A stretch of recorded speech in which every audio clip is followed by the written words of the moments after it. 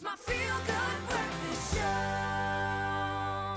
Welcome back, you beauties. Let's take a health turn. And with the swift arrival of winter in South Africa, hence the jerseys, also comes the dreaded season. Dun, dun, dun. Flu season is here. Typically, it's most prominent between May and September. May the 4th be with you. Yeah, when it's the 4th, you're going to sneeze there. But flu is caused by a virus which spreads through respiratory droplets released by the body when we breathe out or when we walk. We can talk, we can cough, we can sneeze. Actually, Dr. Darren Green taught me all of these things. And it's taken about 3 years for this to sink in with us. Well, here to chat more about this is our absolute favorite. He's our doctor, Dr. Darren Green. We love you, guy. You look great, dude. You look vital. You look healthy. You are bucking the flu season trend. We're trying, eh? We are trying. Yeah. But you notice it's kicking in when your colleagues start falling away. And you're like, The oh, week. wow. The week. All right. And it is the season right now. Can I say the word COVID-19? Can indeed. Because people have been getting COVID now. Of course, yeah. Along with other flus, along with other areas. So how have you, in your own understanding, because you often called on to give a bird's eye view of where we're at, how have you put COVID in its place in your own kind of ecosystem now? Yeah, so it's interesting. I mean, obviously the focus was totally on COVID for such a long time that other diseases didn't exist for a while, but all people just didn't bother to go and look for them at the time. So in the shadow of COVID, you can imagine the emergence of the normal flu virus, which is influenza A and B, or para-influenza as well to a lesser degree. They were still there, but the focus and the volumes of those patients also got less. Why? Because of all the different measures we put in place for COVID work for decreasing spreading the normal flu. All right. So you would see, obviously, less people just presenting with a normal common flu because of that. So it wasn't that it was just underdiagnosed. It was because people were putting in precautionary measures of the distancing, the coughing, etc., which I'm sure you'll get into. But those measures of decreasing the spread of COVID also decreased the spread of influenza. Gave us a bit of a roadmap, possibly, Vaccines. I need to talk about this for a second, because the thing is, if you're going to go for like a booster for your COVID, I've heard people say, I went for my COVID, so I'm good, man. Why do I have to do a flu vaccine? Great question. Talk to me about flu vaccine versus COVID vaccines. And if I get my booster shot for COVID, am I going to be covered for flu? I'm good to go for the winter. Yeah. What's the real... I mean, it feels like fake news. I heard it at Bri. Tell me the truth. All diseases, viruses or bacteria, and now we're focusing on viruses, that cause snortziekte are not the same. Yeah. They differ. So your body's immune system, in terms of responding to those different viruses, also sometimes need tailor-made packages. Yes. What the vaccine does, obviously, is it primes you with a photo picture file of the virus. Here's the culprit. Look out for him at the airport. Arrest him quickly and let's decrease the time in the body, etc. So that is why there are different vaccines for the different viruses. So, yeah, there's definitely a reason to consider the two vaccines for two separate disease-causing viruses. Have we become more au fait, comfortable with the notion of vaccines, or have you seen a kind of a pushback? How important is it for us to get the flu vaccine? Now, I think so many people have had, through the era of social media, misinformation, and then obviously looking for explanations as to the amount of all sorts of side effects over the past 3 years, which could be completely unrelated. Correct. You've got to watch the evidence and the research that's coming out now that we've had a chance to actually look at it. When we had to design the vaccine as quickly as we did in the world, and obviously introduce it within certain parameters of being safe, you can imagine the amount of volumes on which the vaccine could be tested was less, and then it got more and more and more. Now we've got bigger bodies of probably evidence. The biggest case study in the history of the world. Yeah, biggest, and it continues to come in. So, don't just take sensationalist views. Go and look on credible sources, and the same for influenza vaccines. People often want to know, but why do I need a flu jab every year? So a group of very clever people get together over a braai, and then they decide. They look at the most dominant strains in the world. And they also look at the pattern of spread normally per year as to whether we're moving east to west, west to east, and what timeline, to design which viral strains need to be included in this year's flu vaccination. And that is how we actually then designed this year's flu shot. And obviously there's certain people that benefit more than others from the flu shot. But I was gonna flip the script there and say, and then they phoned Bill Gates to ask if they can move ahead with that vaccine. No, I'm joking. I'm absolutely joking. And I say this because in our kind of dissemination of the space, up to about 90 to 95% of the news that we've consumed about COVID has been clickbait that wasn't actually real. So it's literally just a story, a sensationalized story that's put there to get you to click on it. Most people read less than a third of that story and then send it on. So please, if you are thinking critically in this space, you have a role to play. In fact, probably the most important role, not to spread misinformation and go directly to that news source, not via a social media platform. I'm just saying that right now. Good advice. Save yourself hours of just toiling over conspiracy theories. Doc's not going anywhere. We are talking vaccines. It's the flu season. What do you need? How do you need to get it? We'll let you know. It's my feel-good breakfast show. Welcome back to Feel Good Breakfast Show Expresso here on S3, and we are back with Dr. Darren Green, our information immune system on the show, as we continue to discuss more about flu season and some of the ways that you can stay healthy during these winter months. Also, I must just reiterate that there is a clear difference between COVID and flu, and also those two things carry different vaccines, both of which are very, very necessary. I wanted to make sure that was clear because, sometimes people think, hey, if I get a COVID vaccine, that's the super vaccine. It should protect me against everything, including my mother-in-law, but it doesn't work that way. There are two different vaccines for that. Completely. Dr. Darren Green, here we go. There's not one vaccine. We can't do that, hey? We can't just have one vaccine for everything. One for all. It doesn't work. Like when you get into kind of the molecular nuances of these viruses and how quickly they evolve, you understand very quickly that it's a battle that needs to be waged constantly. I get that. Is there an issue with taking both at the same time? How soon can you take flu after COVID, COVID after flu? Is there a recommended way of approaching that? Great question. So in the beginning, many people advised the 2-week gap between taking the COVID vaccine and then the flu jab. Obviously, after time and looking we weren't really sure what would happen. One could then test it and see. So you can actually get them together at the moment. So that's very, very interesting. And absolutely, there's no reason why you can't get them together. I'd suggest 2 different sites, obviously, so you don't have too much of the polyvalent vaccine in your arm. At the same time, both shoulders, come on, give it a go. Double whammy, that'll be double whammy, then it's done, fewer trips to the doctor, less fuel costs, etc., etc. So lots to think about. Less fuel costs. That's a very, very doctor thing to do to get people to take vaccines. This guy's just driven from Stellenbosch or Somerset West. We do actually have a voice note that came through from Anonymous, I believe. Let's take a listen to this.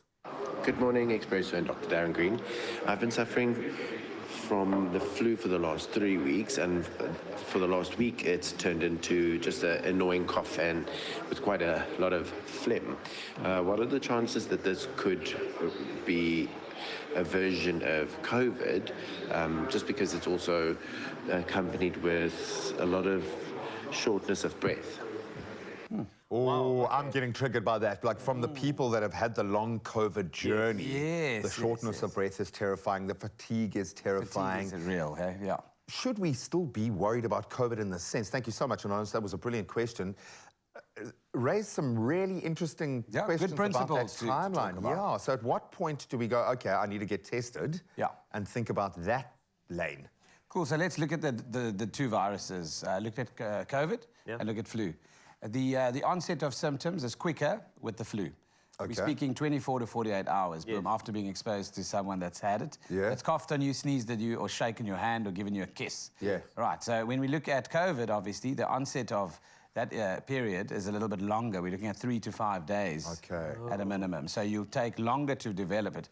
The symptoms of flu are much more acute, but the incubation period, as I've mentioned, and the duration of illness is normally shorter with flu than it is with COVID. So the length of this. So you've got to look at the onset of symptoms and then obviously the duration of symptoms in terms of how long you stay sick and so forth, and then when you start getting better. So the natural course, if you compare the two, is important. So flu generally lasts between 3 to 5 days. Whereas the COVID symptoms could be a little bit longer in terms of and lengthened period of less severe symptoms. But in certain populations, after all the COVID exposure that we've had, they're more vulnerable to develop more serious COVID, obviously, depending on which strain is involved, etc. sure. But the complications of influenza and the complications of COVID are actually very similar as well. If you are going to be someone that's vulnerable, whose immune system is compromised. Okay, so in and terms of those forth, comorbidities and the other things kicking in. Correct. So there's a lot to think about. Incubation period, onset of symptoms, duration of symptoms, and then obviously the complication profile of the two diseases. Anonymous, I think consult a general practitioner. 3 weeks with influenza. 3 weeks is a little bit long, Yeah, and that's he's still coughing. He's probably got what's called a post-viral bronchitis or bronchiolitis. Or I'm guessing he hasn't taken a day off to chill and get better, which seems to be the modern human condition as well. It used to be 2 weeks off, bedridden. Yes. You know, bedridden with chicken soup. Now you're like, I'll see you in 2 or 3 days, you know? So maybe you just need a break. You need a break and to chill. And then immune boosting is quite important. Prevention is better than cure. Besides a vaccine, are there any other ways that we can mitigate any of the circumstances of winter and how flu is going to hit? So in terms of your own immune system, Yes. it's the basics, getting the basics right. And that means your general health principles to hone that immune system would be sleep, what you're putting into your pie hole, nutrition, obviously regular exercise and fresh air, less overcrowding with big crowds in winters, because in winter it's cold. People tend to flock together in small spaces. And that's how you then, that's why the common cold and then obviously influenza spread so easily in winter because of the congestion and how we live and move in public transport, offices, etc. And then the things outside of your body, obviously, that you can control are things like the coughing into your elbow. If you are sick and you have symptoms, wear a mask. Be considerate for the others at work. You know, the whole thing about your germs lying on a surface, for example, it's still worth thinking about. It's a low risk, though, of transmission from surfaces compared to But it's still direct. spreading it around. Correct. So those basic principles of the hand washing, etc., with the mask, the distancing, etc., those, we've got loads of practice in. Yeah, and remember the notion you're doing it for other people as well. So Correct. it's a great way to think about this. While you aren't with your kids, for instance, other people are looking after them on a level by wearing their mask. And we wear the mask to stop us spreading. It doesn't kind of prevent you. It's not like a suit of armor. Sick, yeah. Do it, man. Regardless of whether it's COVID, flu, or anything like that, think about the people around you because we love each other, man, and this allows us to express that. Need a hug, eh? So you speak about putting stuff in your pie hole. Yesterday we got a new term for it. It's called bread face. Okay, you got to put it in your bread face hole. Yeah. And there's a certain man who coined that phrase. It's my feel-good breakfast show. Welcome back to Feel Good Breakfast Show, Expresso here on S3, and we are wrapping up our discussion around flu season. Some of the things you should look out for during this time of the year with the one and only Dr. Darren Green, the antibody of fake news. So we have a voice note. Louise, thank you very much for sending this through. Let's take a listen. Morning, Expresso team and Dr. Green. My son is 6 years old and is suffering from heavy sinus. I just want to know how I can treat it, especially during the winter season. Good question. Sinuses, I mean, it's quite a complicated. I know it's not, again, one size fits all in that space, but it can hang around. What could be affecting the sinuses long term? Is it a bacterial infection that doesn't go away?